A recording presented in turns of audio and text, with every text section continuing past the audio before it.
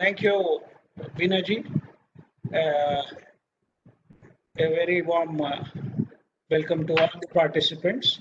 Are you able to see the screen which I am sharing? Yes. Yes. Yes, sir. Okay. Okay. Now we have talked about the three avasthas or states of consciousness: the waking, the dream state, and the deep sleep state. Now the questions are about the koshas. What are the koshas? There are three bodies and five koshas. And here the question and answer begins. Panchakoshaha ke. What are the five sheets? Annamayaha, Pranamayaha, Manomayaha, Vijnanamayaha, Anandamayascheti. These are the five called as the Annamayaha or the food sheath. Then the Pranamayaha or the vital air sheath. And the third one is Manomaya Kosha or the mental sheath. Vijnanamaya is the translation given is intellectual sheath. I'm not very happy with it, but okay, we'll get along with that. And the finally Anandamaya is the bliss sheath. As I keep mentioning, it is preferable for we as Indians who have our own native languages and are familiar with most of the Sanskrit terms, it is better to remember them in the original as Annamaya, Pranamaya, Manomaya, Vijnanamaya and Anandamaya koshas. Only for facilitation of understanding, we will be using the term, English terms, but please stick to the original terms and retain the original terms in one's own mind and contemplate on it for its own deeper meaning. Annamayaha kaha. What is this Annamaya kosha? The answer given is Annarasenaiva bhutva, Annarasenaiva vruddhim prapya, Annarupa prithivyaam yad viliyate, tad Annamayaha koshaha sthula shariram.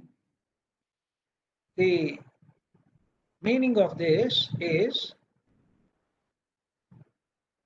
the question is, what is the food sheath?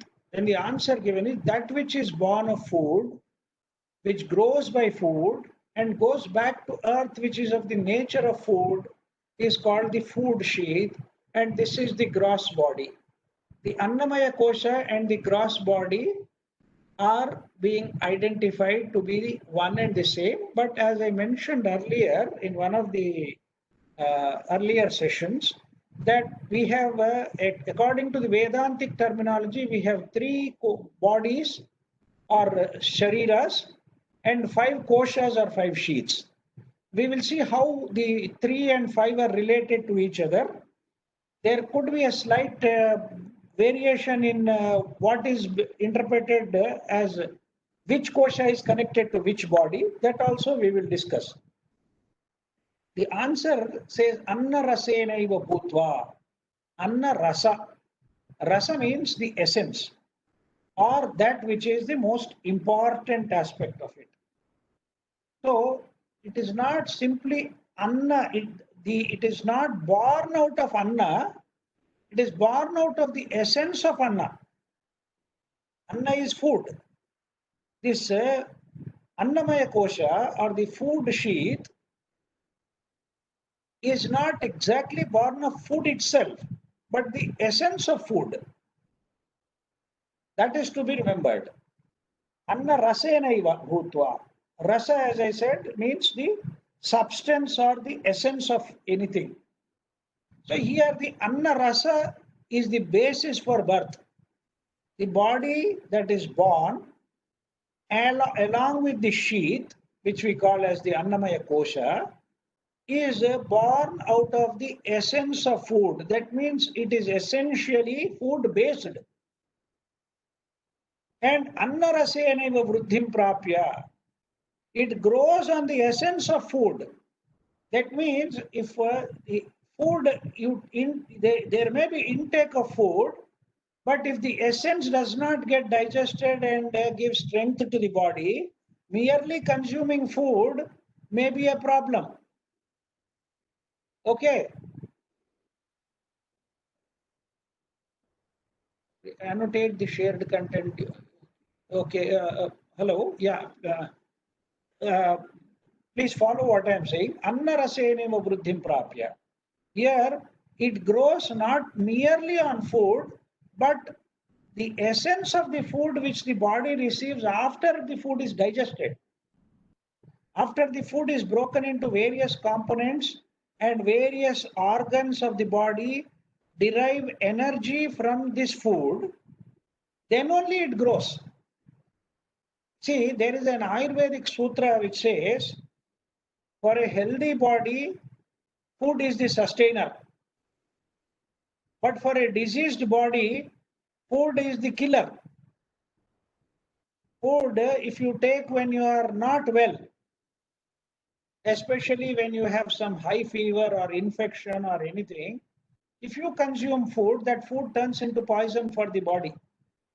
It will lead to other complications like vomiting or loose motions or some other form of distress is created because the body is not in a situation to receive the food. In the sense, it's not in this situation to receive and digest the food. So that differentiation has to be understood. Anna rasa means the essence. So it grows with the essence of the food.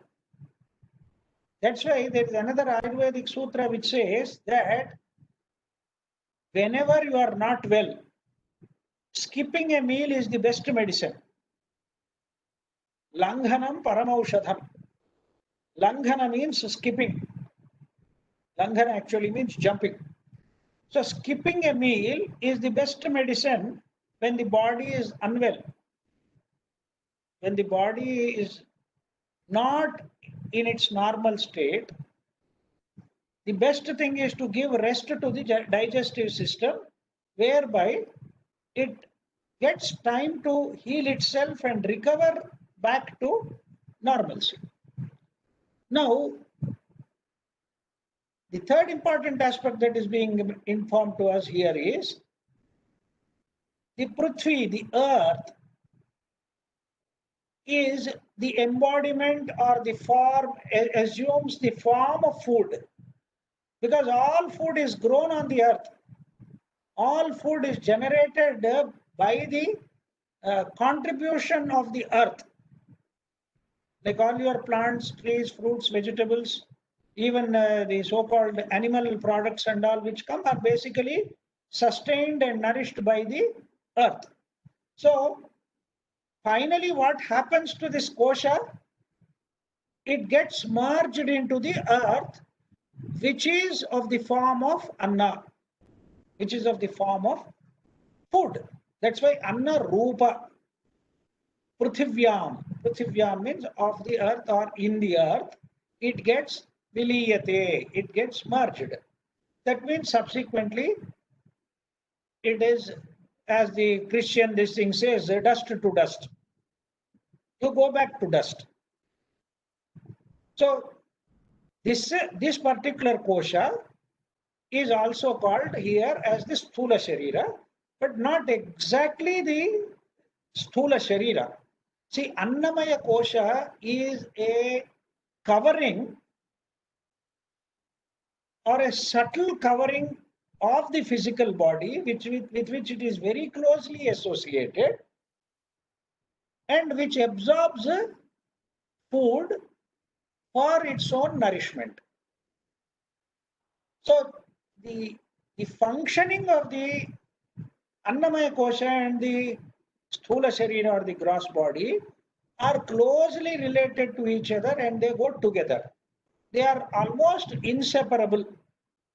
But there is a subtle difference between a body and a sheath. Earlier I made a mention also that these sheaths are made up of that particular material of that particular plane of existence. For example, the body, what we see is the physical body. Where does this physical body exist? It exists on the physical plane. This is the Bhautika Loka. The world is therefore called as Bhautika. That means something which is created by the five elements of Akasha, Vayu, Agni, Apas and Prithvi. That is the earth, water, air, fire, and the space, or what is called generally as the Akasha. So it is made up of these elements, and therefore it is called as the Bhautika Sharira, body also, and the entire plane, the entire physical plane of existence which is visible to us is also created of these material only, and the sheath belongs to the plane as such, and it is temporarily, whenever there is a body created, a particular envelope also gets attached to the body. This is the difference between a body and a sheath. Body is very concrete, visible, but the kosha is not exactly the body, but is something which is created and attached to the body from the material of that particular plane. So this is the physical body. This is called as the gross body, or the what is called as the Annamaya Kosha. So in a way, the author is right in saying that these two are one and the same because they are inseparable. But I just wanted to make a mention to you that there is a subtle difference between the two. We will see that difference further when we go to the other koshas. The next one is Pranamaya Kaha.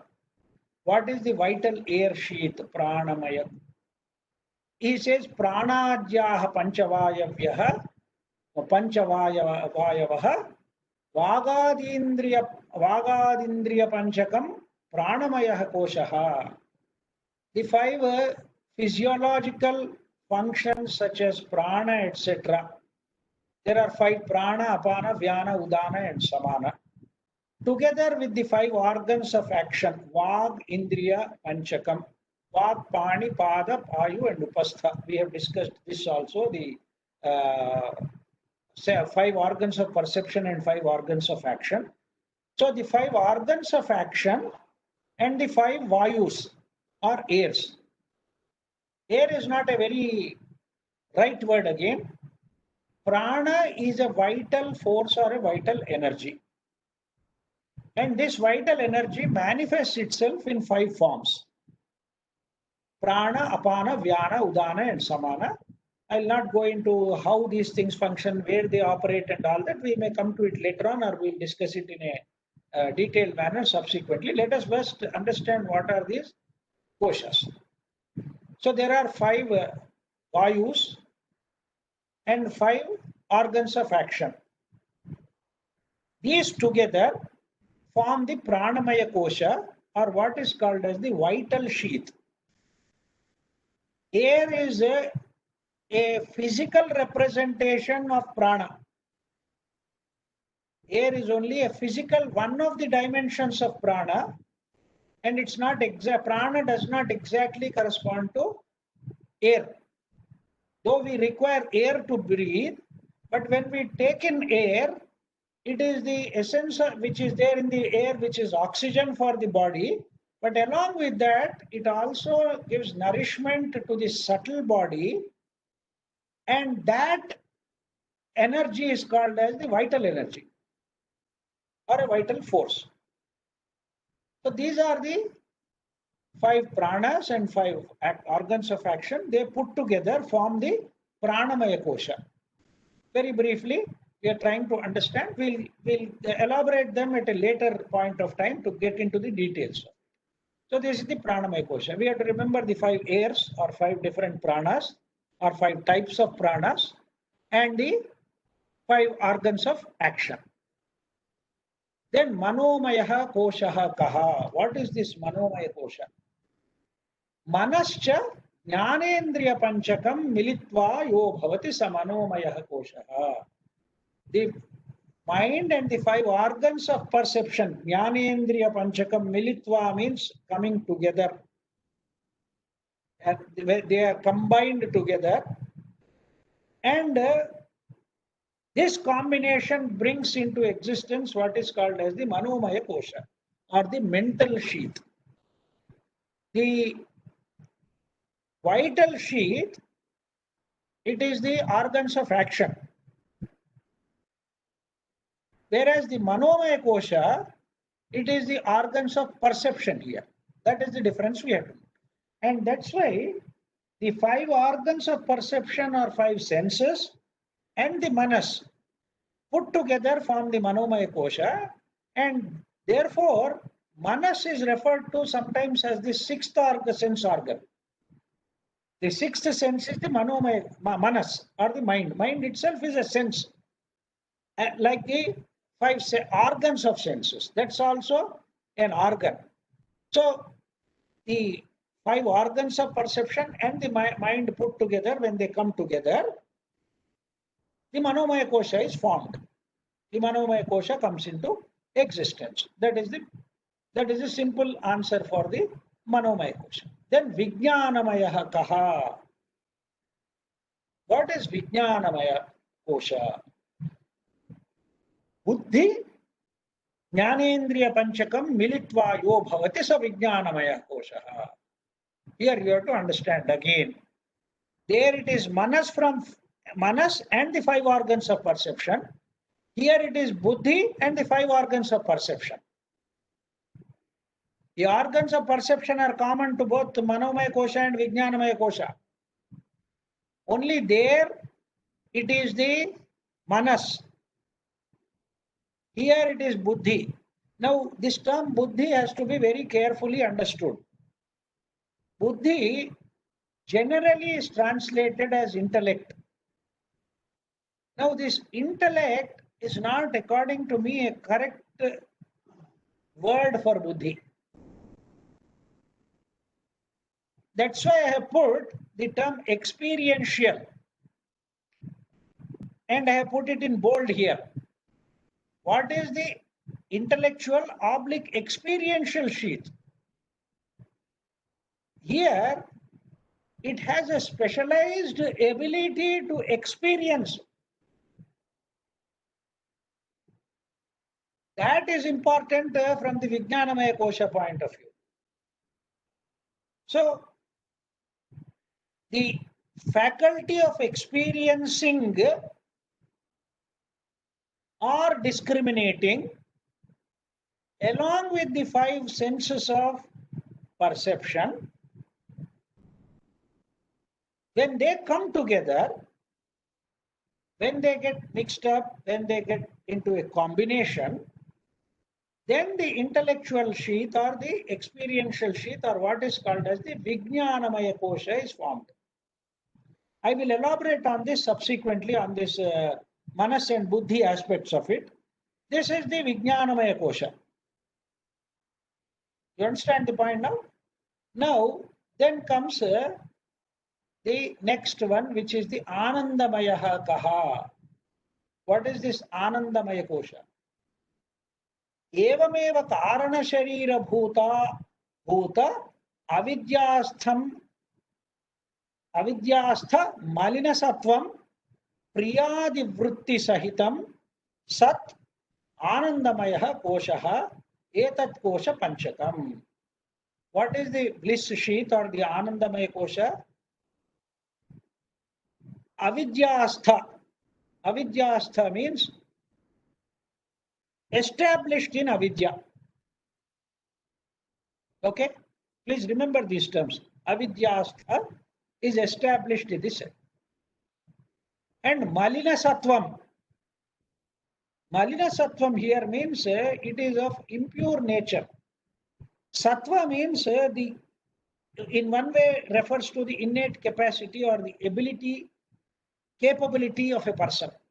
Sattva also refers to, as I said, a form of energy which sustains the whole thing. That is impure. Somebody has inadvertently, I think, unmuted himself or herself. Right. Please mute yourself. Please mute yourself. Okay, thank you. So, Malina Sattvam, here it is impure nature. And what is happening here? it is combined or attached to the vrittis or modifications. What are the modifications? He says priyadi vritti sahitam. There are three vrittis that are normally talked about in the Vedantic terminology. It's called as priya, moda, and pramoda. These are the three aspects. Priya, moda, and pramoda. I will explain these terms. Okay. So basically, this particular kosha is established in avidya. Established in avidya means inability to recognize its own true nature. That is avidya. Avidya means ignorance. And this primordial ignorance is of what form? It is of the form of inability to recognize one's own true self. Because it is established in avidya, ignorance, it is also attached to impurity of a particular form. See, the point is, these koshas and these bodies manifest primarily on account of ignorance. Ignorance also means limitation, operating in a very limited field as compared to the infinite field of consciousness or the ultimate reality as we talk about. So, it is by definition, having come into manifestation, it is both limited to the extent that it is ignorant of its true nature, and that limitation also brings into focus impurity. Impurity in the sense, again, it is an inability to vibrate to the higher frequency. The more purer the frequency, the higher and the better it is. Whenever anything comes into limitation, obviously the frequency of vibration is reduced.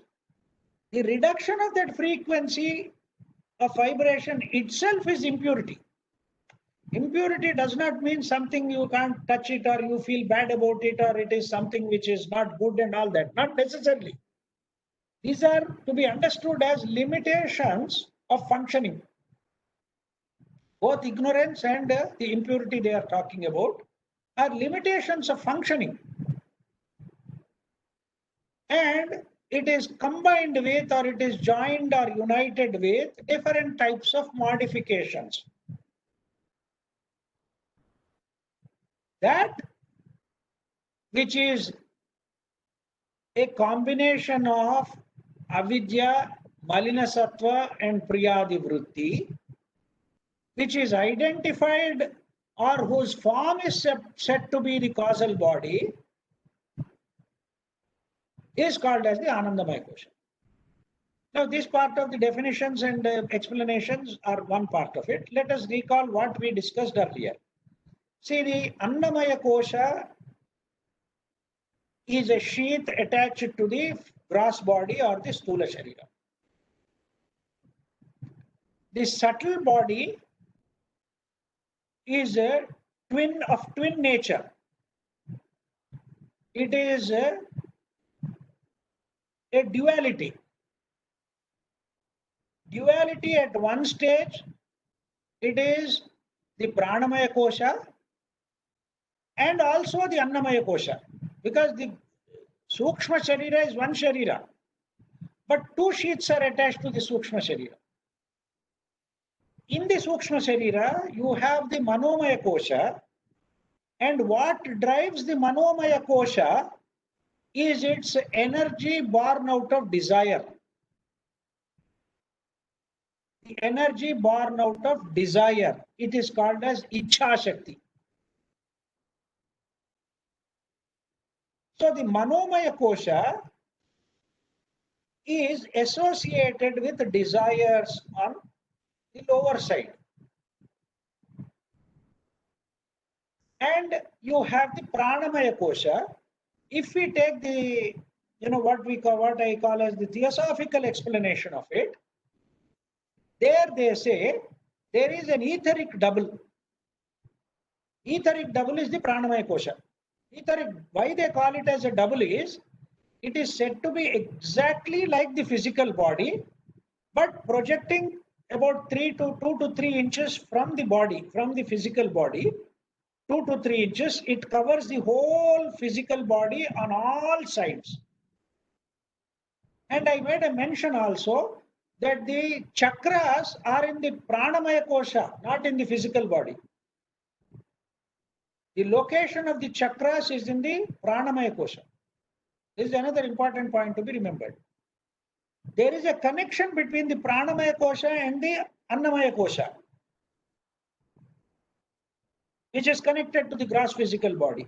So roughly the locations of the chakras are identified with certain points in the physical body, like the Mooladhara at the base of the spinal cord, the Manipuraka at the navel, the Anahata at the heart, the Vishuddha at the throat, the Ajna Chakra between the eyebrows, and the Sahasrara at the top of the head. They are not physically there. Please remember, they are not attached, they are not in the physical body at all. They are connected to these organs in the physical body, but their actual location is in the Pranamaya Kosha. So all vibratory energy required for the physical body is derived from the Pranamaya Kosha. That is one aspect of it. Then what is this Manomaya Kosha? Manomaya Kosha, from the theosophical interpretation of it, is the astro-mental entity. Generally, the theosophical literature talks about an astral body separately and a lower mental body separately.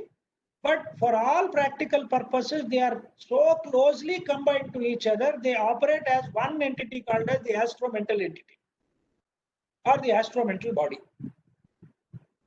That is what is called as in Vedanta as the Manomaya Kosha. And what drives the Manomaya Kosha? It is the Ichha or the desire Shakti, Ichha Shakti.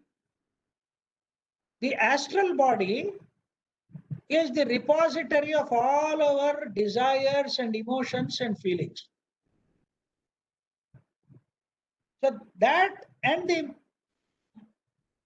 mental body, when they are closely associated with each other and form one unit, almost like inseparable units, that is what is called as the Manomaya Kosha in Vedanta. Now, this is very, very important to remember that our mind, if we examine very carefully our thought processes, we find that behind every emotion there is a thought, and behind every thought there is an emotion.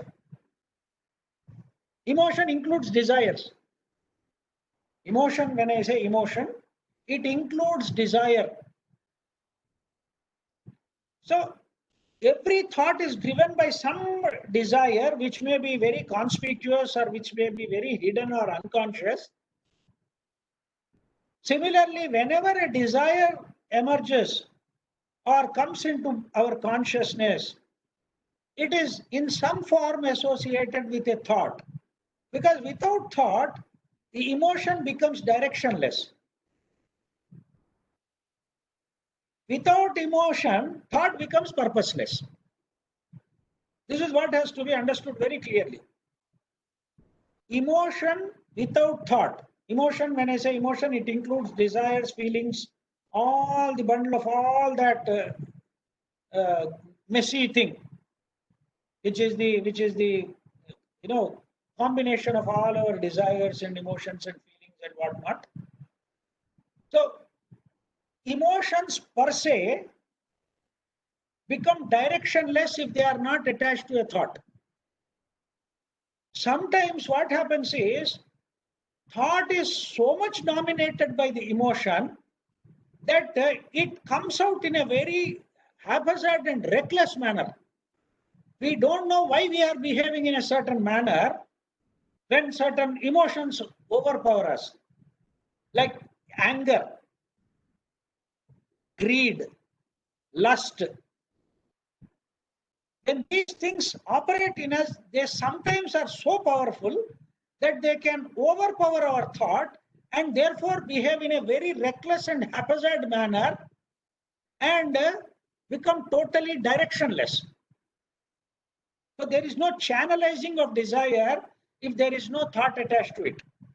So most of the time, if we carefully examine, we find that emotions and thought go together. That means every emotion has a connection with the thought, and every thought has a connection with the emotion. When emotion precedes and thought is associated with it, then it assumes a direction. But when thought precedes and an emotion or a desire follows, it becomes purposeful. Purposeful means it tries to find a way or a means for fulfillment of that desire.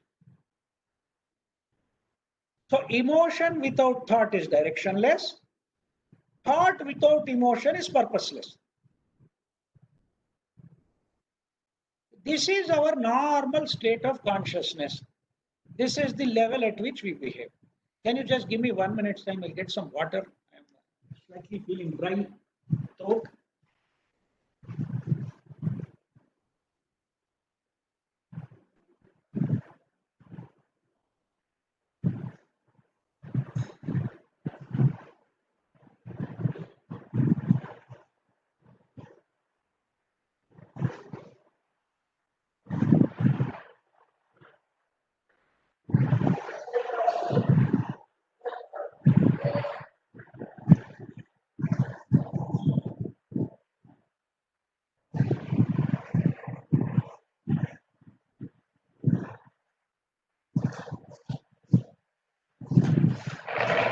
I'm sorry for the interruption. So you see the connection now? That is why it's called as the astromental entity. And two koshas are functioning at the subtle body level. What are the two koshas? The pranamaya kosha and the manomaya kosha. The pranamaya kosha is attached or connected to the etheric double from the theosophical terminology. And the manomaya kosha is attached to the astromental body. Actually, these are called as set of four things by H.P. Blavatsky. The physical body, the etheric double, the astral body, and the lower mental body.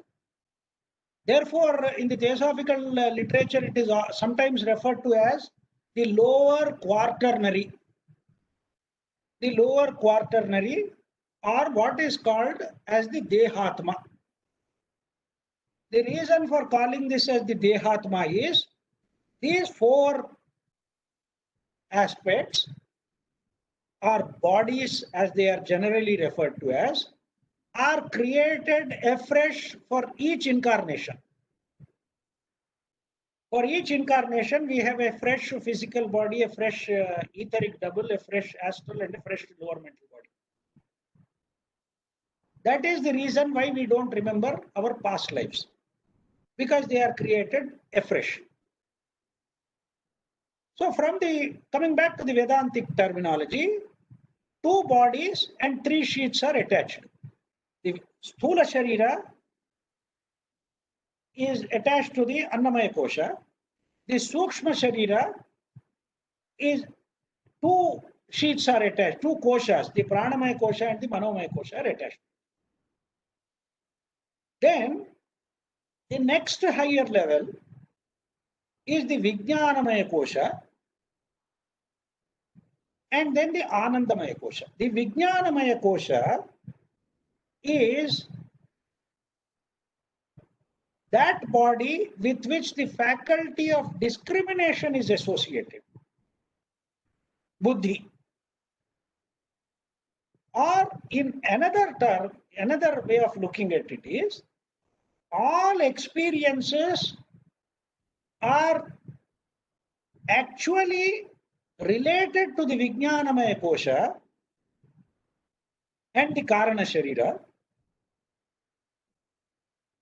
in the sense that the lower bodies are functioning in order to provide experience to the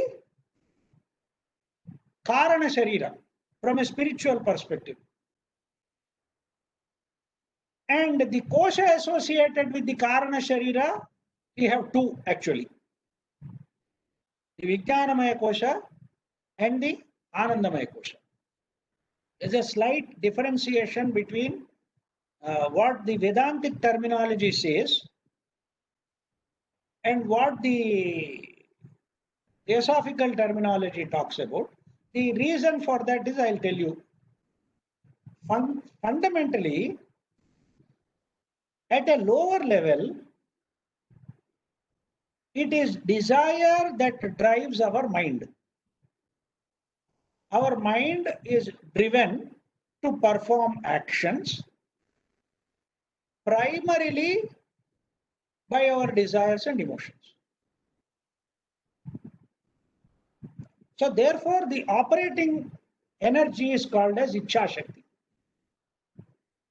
The same mind, when it is disconnected with the desire part of it, it will automatically get attached to the other side of it, which is called as the buddhi or the discriminating faculty, and the lower mind becomes the higher mind. The mind is actually divided into two. As long as it is attached to the desire, it functions as the lower mind. And when it shifts its attachment to discrimination or the faculty of buddhi, it operates as the higher mind. So primarily, mind cannot operate independently of its own unless on one side it is attached to the desire part of it, or on the other side to discrimination or what is called as the wisdom part of it. When it is attached to desire part of it, it becomes the lower mind. When it is attached to the higher part of it or the higher dimension of discrimination or wisdom, it becomes higher mind, functionally. So now what has happened now? Here, the driving force for the lower mind is Ichha Shakti, but for the higher mind, the driving force is Jnana Shakti. This is Ichha Shakti. Here, Ichha or desire is driving it. The moment the desire is disconnected, the mind becomes purer and operates in wisdom. And what drives the mind at that level is jnana or wisdom or discrimination. So the higher body or the kosha attached to the higher mind is called as Vijnanamaya Kosha. When the body is when one of the sheets is directly operating at the wisdom level, it is called as Anandamaya Kosha. So, higher mind and Vijnanamaya Kosha are associated with each other. The buddhi or the faculty of discrimination is attached to the Anandamaya Kosha. Now, there is another element which is called as the connecting link to the ultimate reality functioning in limitation, which is called as the Atma. Atma and the ultimate reality or Brahman, or sometimes called as Paramatma, are essentially one and the same. Functionally, they are different. The Brahman knows that it is functioning in infinity. The Atma, though in some mysterious way connected to the Brahman, does not operate in infinity and functions in limitation, and therefore it is called as Atma. This is what is to be understood clearly. So, the higher mind is called as higher manas, buddhi, and the principle of Atma. These three together operate through a body whose location is in the higher mental plane, is called as the causal body or the Karana Sharira. The analogy we have to understand is the gross physical body and the two aspects of the subtle body, that is the Pranamaya Kosha and Manomaya Kosha. These three form one unit, and the body which is recognizable, which is concrete in nature, and which does all the functions is our physical body located at the plane of the earth or gross physical plane. But it is associated with two other subtle aspects.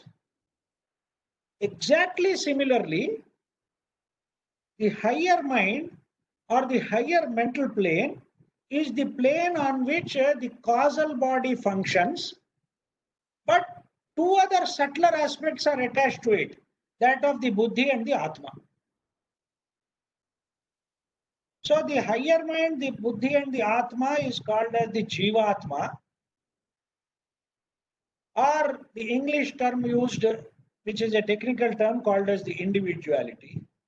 Whereas the gross physical body and the etheric double and the astromental entity is called as the personality. These personality and individuality are not English terms, but they are technical terms.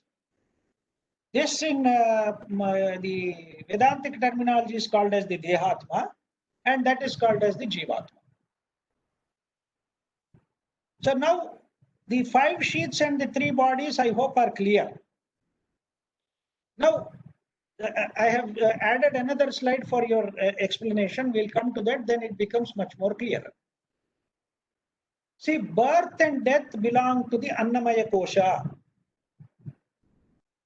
Annamaya Kosha and the physical body are born and they die. Hunger and thirst belong to the Pranamaya Kosha. Harsha and Shoka, exhilaration and depression, they belong to the Manomaya Kosha. The Manomaya Kosha also is concerned with passion, hunger, greed, sankalpa and vikalpa. Sankalpa and vikalpa is operating in a duality of some partial clarity and partial doubt. It always operates, there is some amount of clarity but some amount of doubt. Full amount of clarity is not there at the mental level. So that's why it is called as sankalpa vikalpatmaka. It wants to do something, and at the same time it will have a doubt whether I am doing the right thing or not, whether I will succeed in what I am doing or not. These are all also connected to the Manomaya Kosha, and what is operating in the Manomaya Kosha, which I have already told you, is the Ichha Shakti. Ichha Shakti. Then Kartrutva and Bhoktrutva. These are two very important terms used in the Bhagavad Gita also. Kartrutva is agency. I am doing it. The assumption that I am doing it and I am enjoying it is this the Kartrutva Bhoktrutva Bhava. Kartrutva means I am the doer. Bhoktrutva means I am the enjoyer. Otherwise, I will not do anything. If I don't enjoy, I will not do anything also. So, this belongs to the Vijnanamaya Kosha.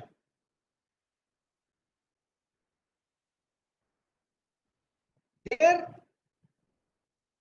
the ego, sense of I, that is what assumes the doership and the enjoyership. The I feels that I am doing it. And what for is it doing it? For my own enjoyment. What is driving this? It is the Jnana Shakti. Mind you, it is still in ignorance. The definition is very clear of Anandamaya Kosha. We have seen the Anandamaya Kosha, the definition is very clear that it is in avidya. It is established in avidya. Therefore, it assumes this doership and enjoyership.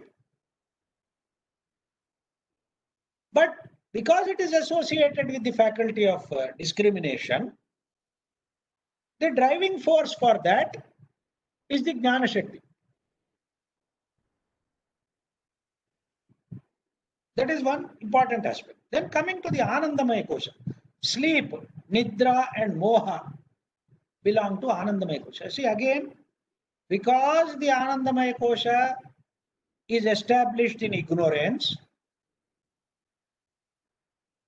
and impure by nature, delusion also gives you a feeling that you are blissfully ignorant.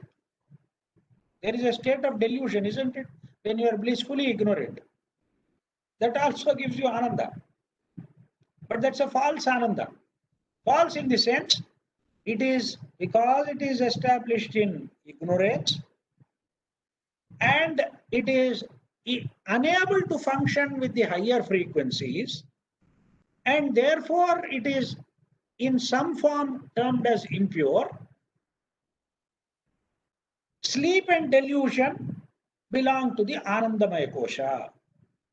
Apart from this, the explanation says that there are certain modifications or attributes of the Anandamaya Kosha which are called as Priya, Moda and Pramoda.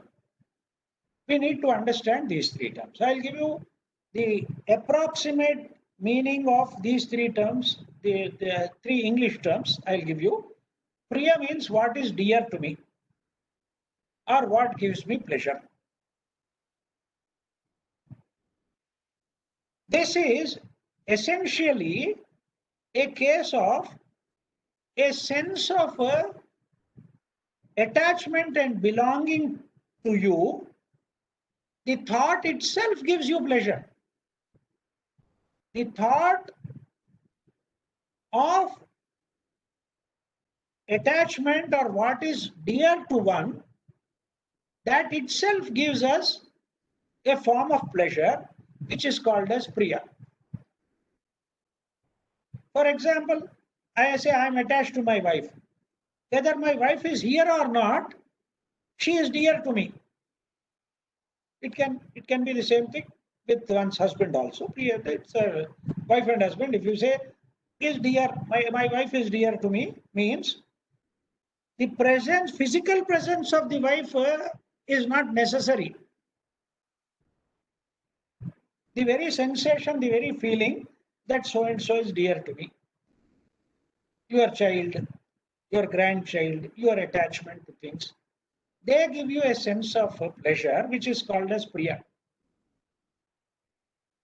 Then the next thing is Moda. Moda means actually a play. You know, it's a game. It's a play.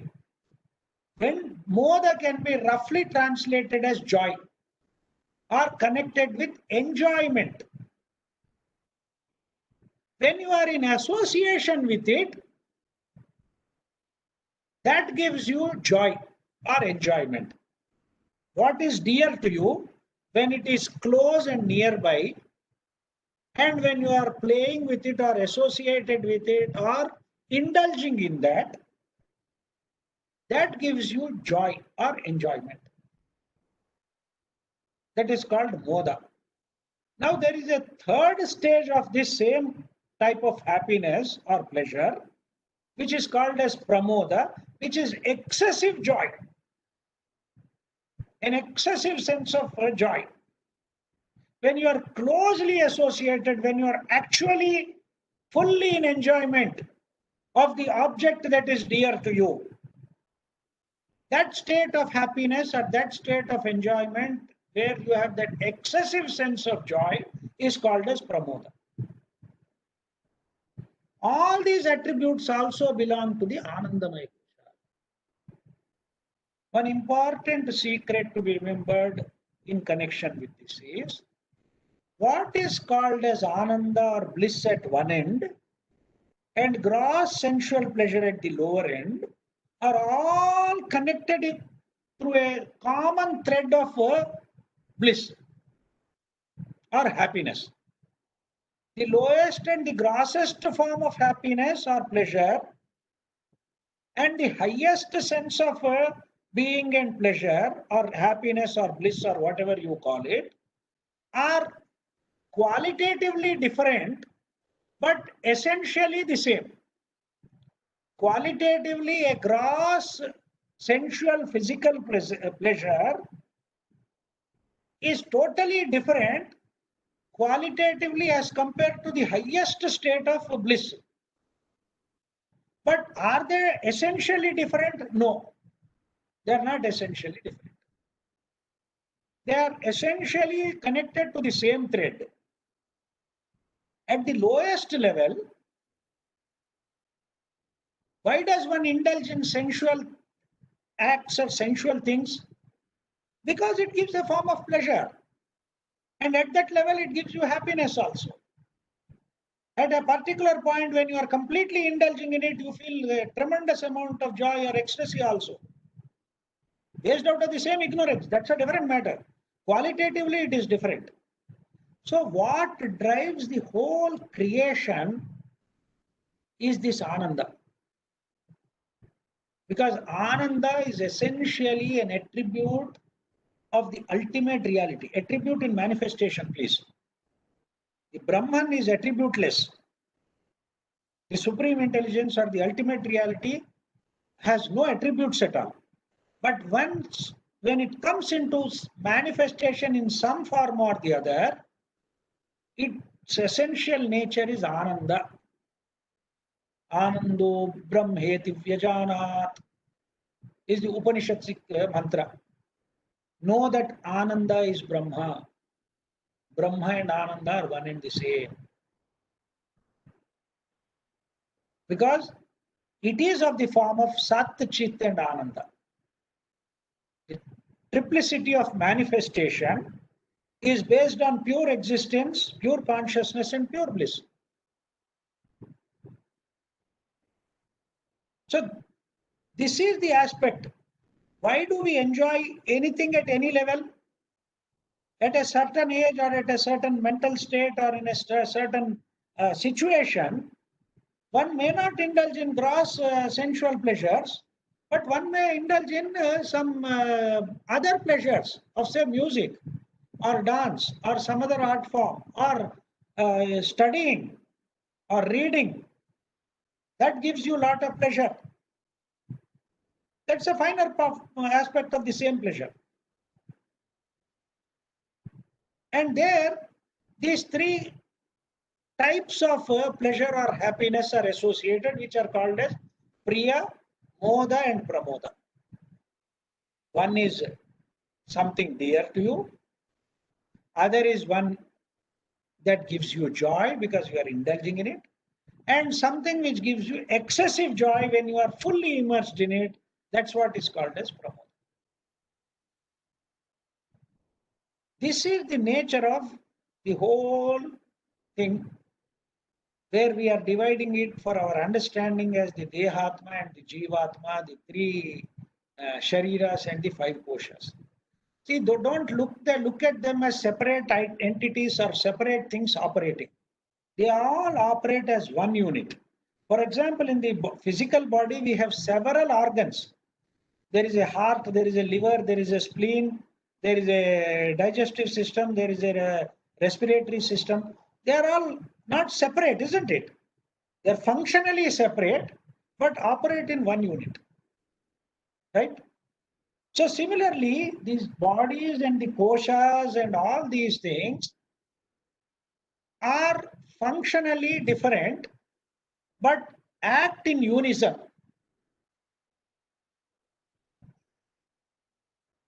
They act in a combined way.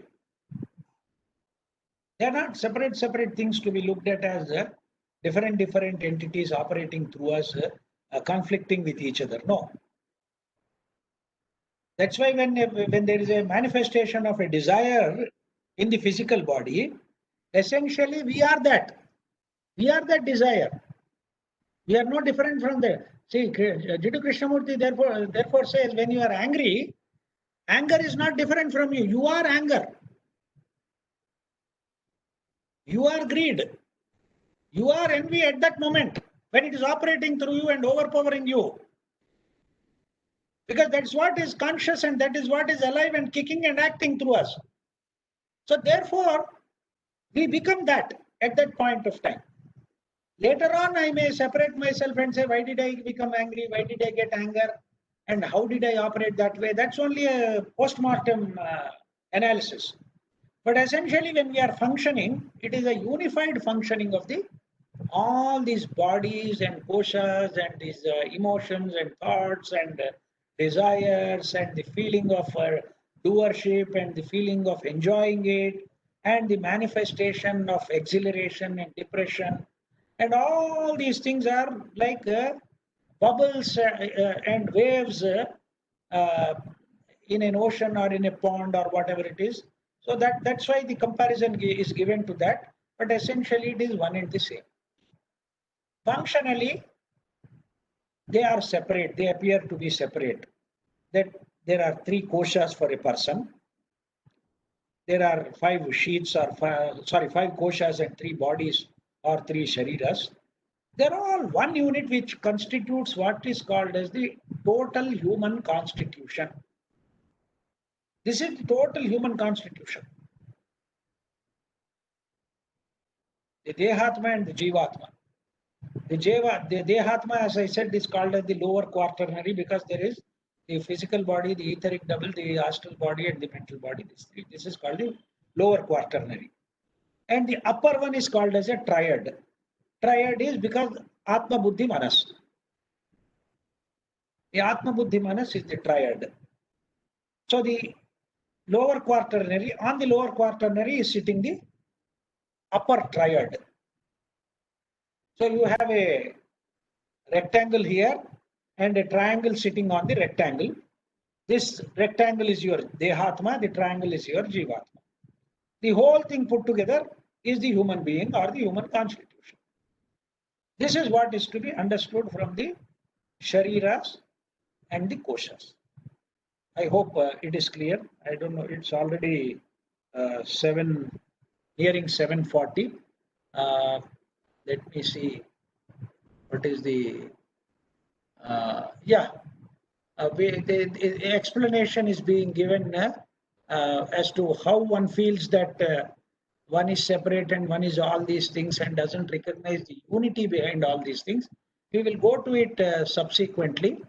Let me see if there are oh sorry, how do I go to this? There is some chat, there are some questions. Yeah. I'll stop here and try to respond to some questions. Okay. Okay. Then we get a difference. Beenaji says, is it right to say that plane for the Annamaya Kosha and the gross body is different? No. See, the gross body is a concrete entity on the physical plane. Okay. The Annamaya Kosha is a dynamic body which continuously takes inputs and gives outputs on the physical plane. Okay. That is the reason why you see the physical body also, all the cells in the body change in every 6 months they change. You know that? Every single cell in the body dies and new cells keep coming, and the whole body rejuvenates itself every 6 months. They say, biologists say that the body renews itself because the skin keeps on shedding the cells of the skin, and different organs, different cells of the organ keep dying and new cells keep coming. So you see, but we don't change, isn't it? We remain as a gross entity, concrete entity, we remain the same. So that is the gross physical body. Whereas the kosha is a dynamic aspect which uses all the material of that plane and creates an entity which gets attached to each gross body. So they are functionally slightly different. You can't really make out much difference between the two. That means the Annamaya Kosha and the Sthula Sharira are apparently one and the same. But the finer distinction is the Kosha is something which operates at the plane of its existence because it is created with the material of that plane. It is created with the like the physical body is also created with the same material, but here it is concretized. Whereas when you talk about the Annamaya Kosha, there is a dynamic interaction between the kosha and the plane, which is much more dynamic than the activity that goes on with in the physical body. So there is a slight distinction to be made out. Okay. So one is the actual, so one is more the essence of that. Yes, Sthula in a way, one is much more dynamic and interactive than the physical body. Okay. Venkatesh MR, the 5 types of air what we breathe, as mentioned by you, will be distributed equally to the 5 types of air what we breathe. There's only one type of air we breathe, isn't it? See, these are not airs as such. These are vital energies. Prana, Apana, Vyana, Udana, and Samana are 5 different types of vital energy, which are combinedly referred to as Pancha Pranas, the 5 pranas. Okay. For example, the Apana operates at the excretory system level. The Samana operates at the digestive system level. See, the Udana operates at the throat level. So these are all functionally, they are different energies. All of them are referred to as the Pancha Pranas. So what we breathe is air only. Air has oxygen, which is a physical thing. But what gives energy to the body is these pranas or different types of vital energies. The air we breathe substantially helps to maintain the physical body. But from yogic practices, we see that you need not breathe in air and breathe out air for being alive. There are people, there are yogis who can live without breathing, who can live without eating. They can maintain their koshas and their bodies also. They are dependent on the vital energies. So that's the differentiation. What is the difference between etheric double and pranamaya kosha? They are one and the same. Some disturbance is there, sir. Can you please, Mr. Venkatesha, Mr. M.R. Venkatesha, can you please mute yourself? Thank you. What is the difference between etheric double and pranamaya kosha? No difference at all. The etheric double is a term used in the theosophical literature which refers to the pranamaya kosha. Then another question. So we never experience the real bliss of Satchidananda because the Atma is covered in ignorance and is living. Hey, see, you have to transcend it. In order to come to that true self and really, be in that state of what is called as Ananda, you have to transcend the Jivatma. Agreed. You have to transcend the Jivatma. Then only you will be able to operate. Got it. The Sharira and the Koshas are 8, all belonging to different. No. This Sthula Sharira or the gross physical body and the Annamaya Kosha belong to the same plane. Acha. Okay. The etheric double and the Pranamaya Kosha belongs to the same subtle body but belongs to the plane of that as etheric double plane. The Manomaya Kosha and the astro-mental body or the lower mental body, astral and lower mental body, they belong to that plane and they belong to that kosha. The kosha belongs to that plane.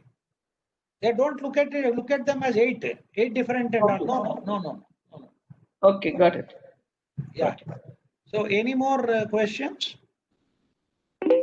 Or somebody wants to ask a question? Yeah, Ramachandran ji. Ultimately, all these are dumped as anatma, unreal, and does not really exist. Yeah, see, for whom is it anatma? For one who has realized the atma. Sitting here, we can't call it as unreal and anatma. See, fundamentally, they said it is anatma till you come to the reality. The body is also referred to as atma. The thoughts and emotions also are referred to as atma because I call them as my thoughts and my emotions. My discrimination, my wisdom is also mine. My doership and my enjoyership is also atma. So everything is atma at its own level. Till you cross all these things, you don't realize that this is anatma or unreal. See, they are real at their own level. Like for example, a dream is real when you are actually totally involved in the dream, isn't it? Why in the dream can you call the dream as unreal? It is very real. And it will manifest in your physical body also. Suppose you have a horrible dream, your body will be sweating. Your body may be shivering. You may suddenly wake up. So the dream is having a direct effect on your gross physical body. So at its own level, it is real. Only when you wake up, you realize that the dream is unreal. So similarly, unless you wake up into a higher consciousness level and transcend both the Dehatma and the Jivatma, you will not come to that reality. You will not come to the understanding of that reality. Till such time, it is real. Isn't it? I cannot call this as unreal sitting here. Only when I function there and realize that and operate in that consciousness, then this becomes unreal. Till such time, this is real. But as you rightly said in one way, from an ultimate point of view, all this is anatma. All this is not the truth, not the Brahman. Because the Brahman is Satyam, Jnanam, Anantam, Brahma. That is the nature of the ultimate reality. Okay? Yes, sir. Any more questions? We come to the Brahman stage. Who is this? When we come to the Brahman stage, then will it be Anatma, sir? When we reach the Brahman stage, go to the Brahman, that we are Brahman. Don't say I. We are at the level of Brahman. Then can we call it as Anatma? Then you yourself need not call it. You will realize that it is Anatma. Okay, thank you, sir. Why do you need to call it? Okay. When you are awake, why do you need to give anything to any cognizance or any importance to the dream state? Okay. Okay. Okay. So that is real. That becomes real, and everything else other than that becomes unreal. Therefore, Brahma Satyam Jagan Mithya. But sitting in the Jagat, we can't call this as Mithya. We are operating in this world. I cannot call this as unreal. Okay. We exist. Okay, sir. Thank you very much. Krishnapani Ji, Vijayalakshmi here. Yeah, please tell me, madam. Yeah, sir, can you repeat once again what you said about the triad, Atma, Buddhi, Manas, which is the Jivatma, and Yeah. then the rectangle superimposing on it? What are the four corners of the rectangle? Can you repeat that, please? I'm just taking down notes. The lower quaternary, I'm talking about the interpretation and the description given in the theosophical literature, where they call the physical body, the etheric double, the astral body, and the lower mental body. All these four form what is called as the lower quaternary. Okay? Okay, madam? Yes, sir. Yeah. This is called as the Dehatma. These four put together, I have also made a mention that they are created afresh for each incarnation. You come with a new physical body, new etheric double, new astral body, and a new mental body. You will bring some vasanas and samskaras, but you will not bring the complete recollection of your past lives. And this being newly formed is always fresh, and therefore you don't know what your past was. These four together are called as the lower quaternary. Okay, the higher mind, buddhi, and atma, they form the upper triad, which is called as the jivatma. Okay. Yes, sir. Got it, sir. Okay. Any further clarification on these terms?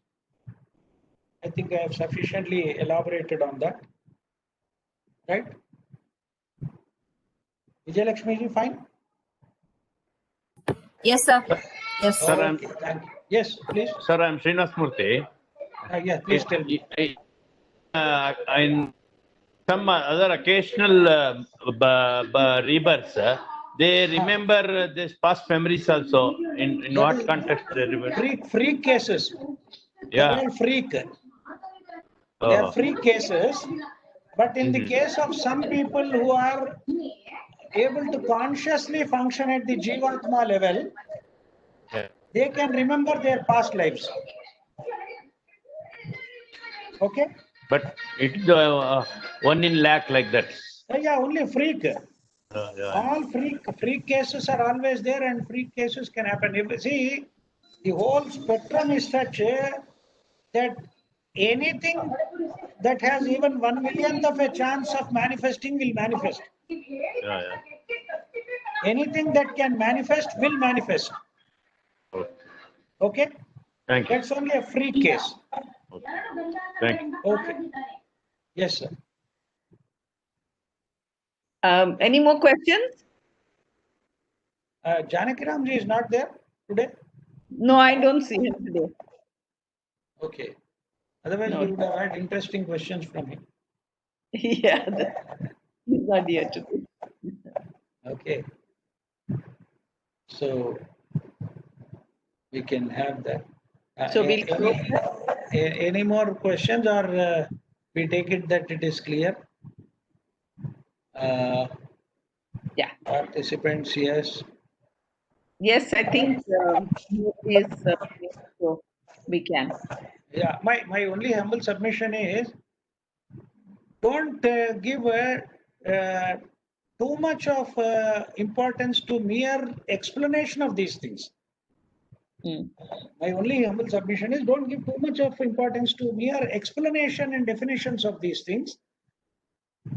See, self-knowledge, Swadhyaya and Atma Vidya, is essentially a case of observing oneself, observing one's own thoughts, observing one's own emotions, observing how one is behaving, and how one's mind is operating, how one's body is operating. At every level, we have to operate and see how things are happening within us. That is much more important. You see the point which I am trying to tell you? Where, see, studying the books and studying these definitions and all these things are only the very preliminary aspect of the sadhana. take this as a basis for our self-study. When I say self-study, studying oneself. Swadhyaya means acquiring knowledge about one's own self. What is one's nature? If I am, say, for example, if I observe myself, I may find that I am a frustrated person. I am a disturbed person. I am an anxious person. I am a person who is easily disturbed. Or I am a cruel person, or an envious person, or I am lustful, or my thoughts, major thoughts are in a particular direction.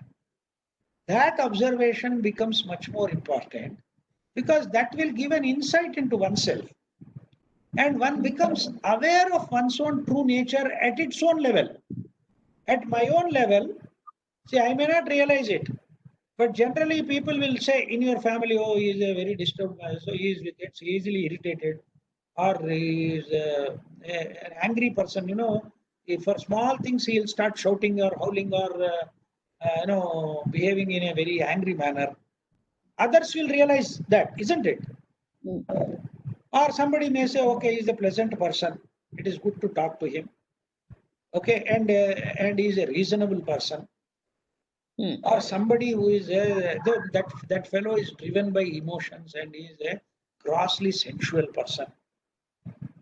See, the whole point is we recognize others, these things in others, but never recognize them in ourselves.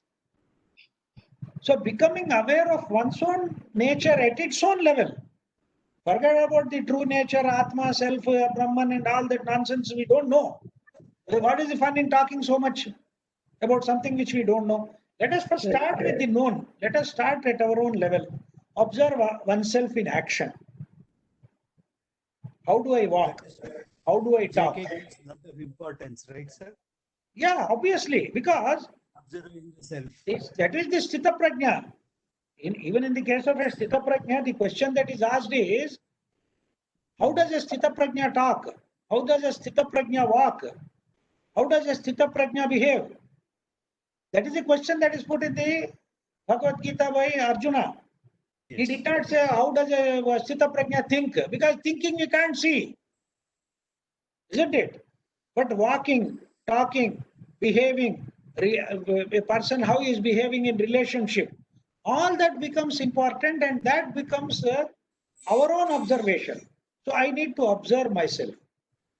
When you start carefully observing and sustain this observation, you will also find that slowly the intensity of that nature comes down substantially.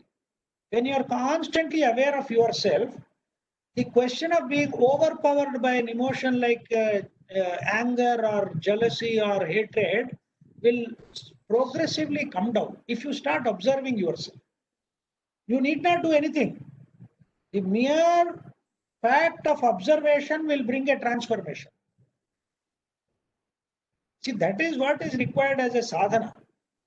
This studying Tattvabodha is only one aspect of it, sir.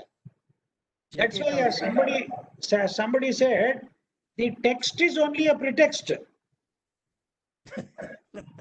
The text is only a pretext. We are studying the text just for understanding. Beyond that, it is not important. What is important is putting it into practice. How do you put into practice? Through self-observation. Observe your own thoughts, observe your own emotions, observe your own behavior. Observe one's own self, how it is operating in relationship. That's why Krishnamurti used to say, observe how you behave with your wife, how you behave with your servant, how you behave with your boss. You take these three examples and see how cunning and how manipulative we are. We are very cunning. When it comes to our servant or our driver, we are arrogant. When it comes to our wife or husband, we take them for granted and say whatever we want. When it comes to our boss, we are very submissive. We behave as though we are very humble, or we behave as though we are very obedient. The same person. So the mind can deceive oneself and operate in several manners, several aspects of one's own behavior become apparent when one starts observing oneself. Can we behave in the same manner? It's only a question, not that we start implementing it. Because nobody will be in a position to behave in the same manner with his driver and his boss also simultaneously. But can we observe? Or can we behave in a more humane manner with our driver or servant? And can we behave in a more genuine manner with our boss? That is important. Sir, can I add a dimension to it? Yeah, please, madam. Sir, it's a question also of, there's a variation in the way we behave with our maid when we are alone with her or when somebody else is observing our, interaction with the maid. Then we want to behave differently, Yeah. Then we want to be magnanimous and pretend to be very polite and all that. Yeah. Which we are not actually.